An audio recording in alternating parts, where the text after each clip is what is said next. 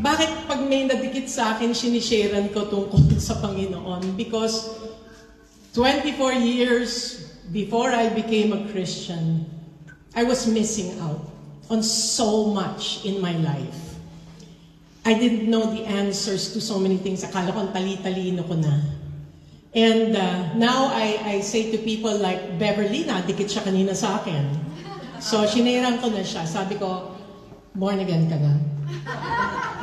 Siyempre, pag tinanong mo yan, pag Catholic, sasabihin, no, I'm Catholic. But let me just say that I always say, no, it's not religion. It's a personal relationship with Jesus Christ. And I tell people, if you haven't read the Bible, and you have not discovered the promises of God, you are missing out. The power of the Word of God. And of course, this is coming from our Lord and Savior that died for us so that we may have this abundant life. May kaaway tayo eh. So kailangan natin ng Savior. That's why He's called the Savior. Tsaka boss natin siya.